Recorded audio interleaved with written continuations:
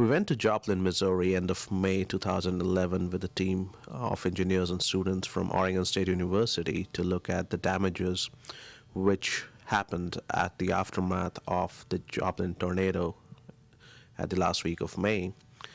And our trip actually had dual purposes, one of which was to look at the debris and the construction issues surrounding the damage at the tornado. And on a personal level, I was more interested in the sustainability side of things, how the debris could be diverted out of landfills and maybe reused, which would give us a better life cycle impact assessment out of the whole construction issues.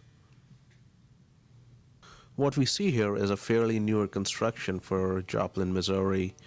The various construction we saw was about built in 1920s, 1930s. This was a construction of late 60s or early 70s, so it was fairly new for Joplin standards.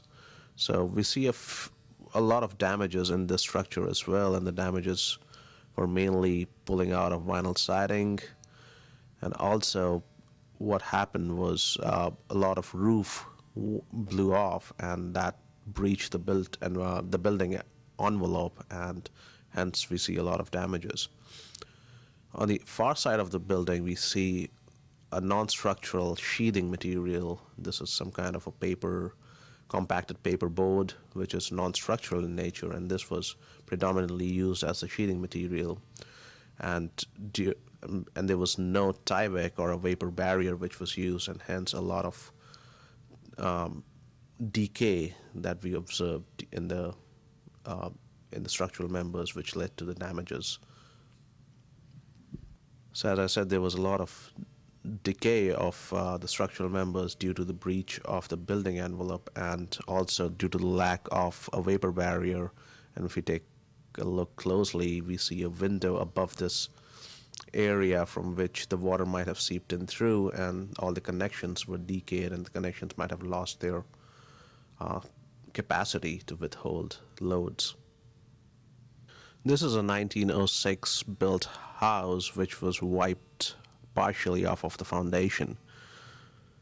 So we see a lot of debris here which was part of the internal structure, and it was wiped. The predominant reason it was wiped off of the foundation was due to connection issues or connectivity issues.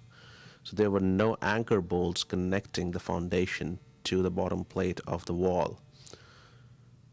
So we tried hard to find any anchor bolts or any signs of connections, and it was very hard to find. The only thing we found was these nails which were intermittently spaced in the bottom plate, which went into the concrete, and that was keeping the house stable vertically. So it was pretty much gravity and some connections here and there which were keeping it from falling apart or tipping over. So what it all boils down to is that single connection or connection issues which can actually hold the house together during a high-speed event. This is a fairly newer apartment complex we see from a distance, and it was completely damaged and was unsafe to go into. A failure we observed a lot was of the roof end walls, where the sheathing blew off completely. So once the sheathing blew off, there was breach of the building envelope, and the wind went inside and did a lot of damage to the non-structural elements.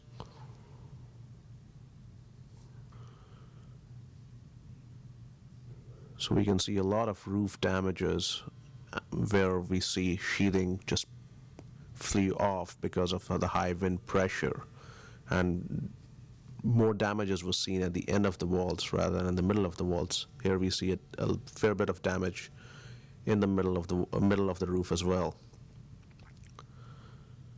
These trusses were connected, the rafters were connected to the bottom cords using metal plates, but the bottom cords were connected to the top of the wall using toe nailing.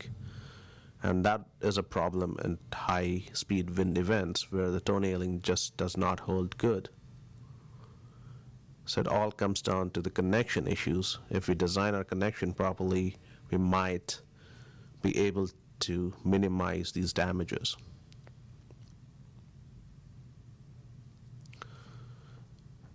We see here again the roof blew off completely and leaving the building envelope breached.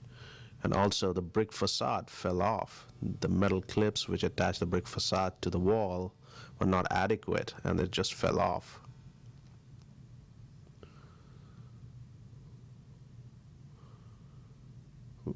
Again, we see a lot of roof damages, and as the roof sheeting flew off, there was a breach of the building envelope.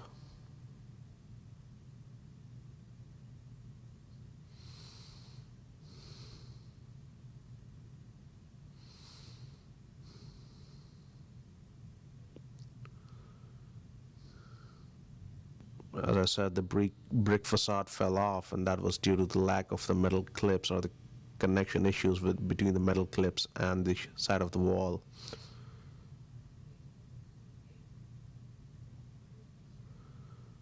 See complete roof damages all over the place, and it was very consistent.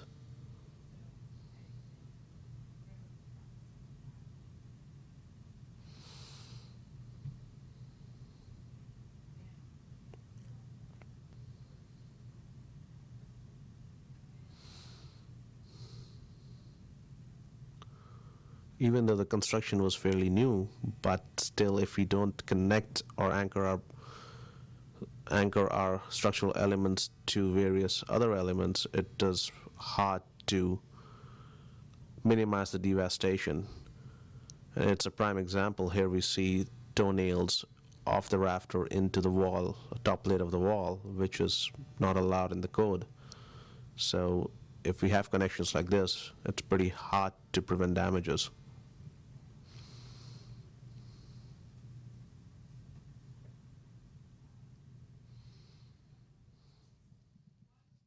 Here we see a house which has shifted over a few feet towards its side. And the reason it has shifted over is because of lack of connection between the foundation and the structure.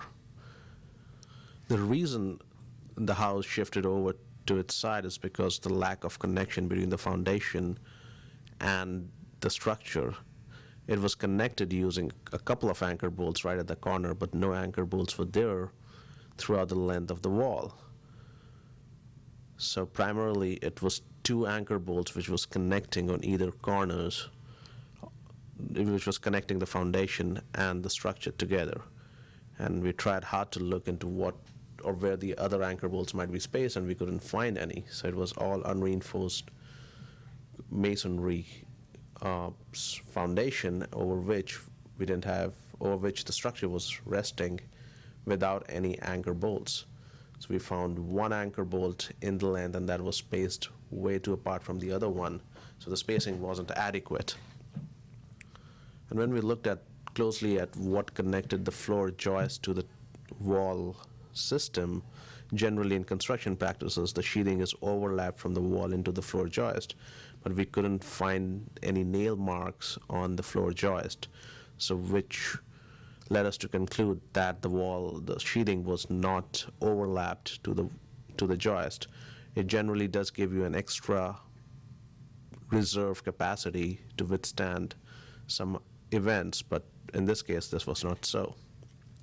And there are a lot of lessons to be learned in terms of how to better utilize the material in itself, how to prevent the debris to go into the landfill. Is there resources available? Is there opportunities available to use this material or reuse this material in the rebuilding of the community?